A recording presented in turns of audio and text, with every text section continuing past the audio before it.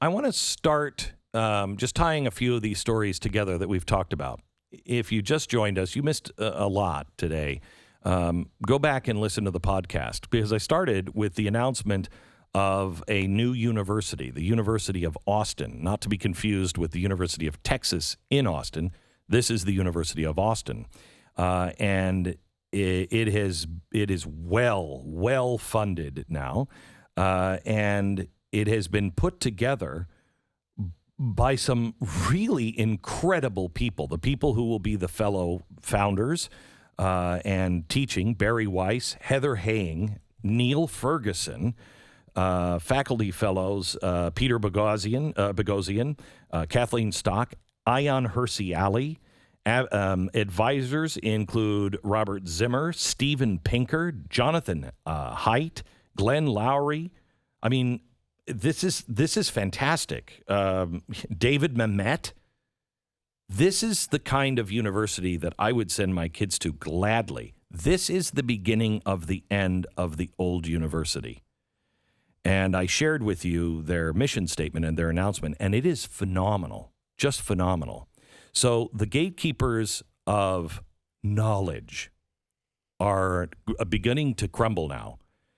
And this is not going to go down without a fight. There is way too much money and way too much power involved. And so it will be a fight. And, you know, they say it even in their deal. We expect to be smeared. We expect to come across all kinds of resistance on this, but they're going to do it anyway. The courage that it takes to do this is quite remarkable. Then you have the accuser of Don Lemon. This is a really horrible, icky sexual harassment thing done by Don Lemon in a bar. All kinds of witnesses. Don Lemon did it. He won't admit that he did, but there's all kinds of witnesses.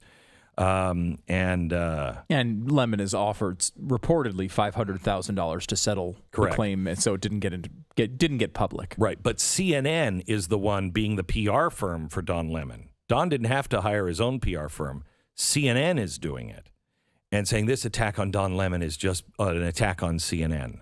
And CNN has chosen to now go with a guy who did something just disgusting in a bar to humiliate another person sexually with Don Lemon. And then you have them standing up for Cuomo with his sexual harassment crimes, let alone his brother.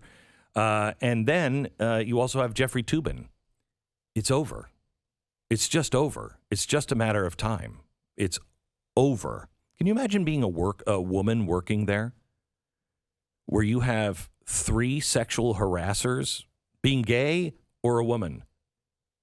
You've got 3 predators who absolutely, I mean, this they are protected by the corporation. Let's be careful here, though. Let's not limit it to only 3. There's probably many more. Probably dozens and probably dozens more. Probably is. Okay, so then you go to the Rittenhouse shooting.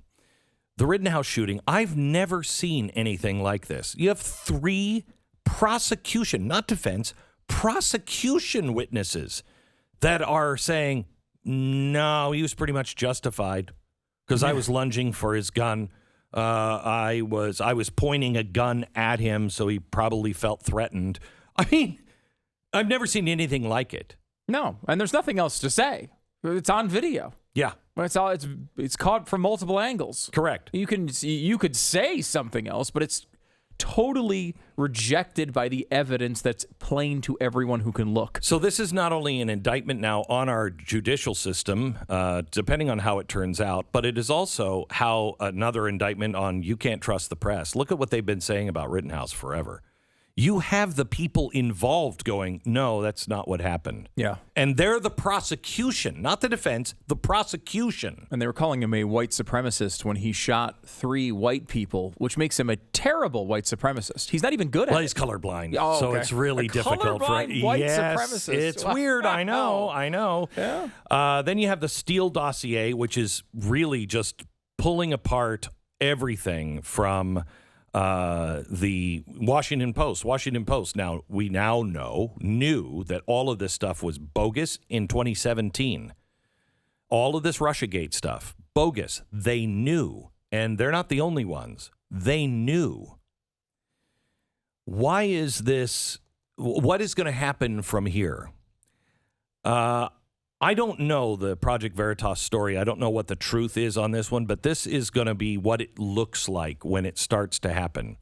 The FBI has gone in, and again, I don't know what they were doing, and neither does Jonathan Turley or Andy McCarthy or anybody that I respect constitutionally know what they could have been doing that would be within their authority to do, unless it was bribery. Or blackmail. Blackmail. The thing is, I think they are going to become more and more vicious and care less and less. Like the president came out with yesterday, he said, yeah, the courts, overturned the mandate thing and put a stay on it, but corporations, you keep doing it. They are counting on people now abandoning their abandoning truth, entirely abandoning truth. This is the moment where everybody goes over the cliff. And who is standing? You know the truth about Kyle Rittenhouse in a court of law. You know the truth now. You know the truth of Russiagate. You know that it went directly to Hillary Clinton's campaign. That's who organized and did all of it. You know that the press was involved. You know that these people who are holding themselves up as social justice warriors are so arrogant, they think it won't matter if they sexually harass somebody. The arrogance is becoming overwhelming. That will be their undoing. It will. They think they can get away with anything, and they're not going to be able to because too many people now are waking up. I warn you, there's too much money and too much power involved for them just to go, okay, you got us. These people, I think, are the kind that, in the end, say, if I can't have it, no one will. They are going to put up a fight. But know this, people are waking up. You're on the right side of history. Read history. These things always fail. You're on the right side of history. Stand up or remain standing if you already are.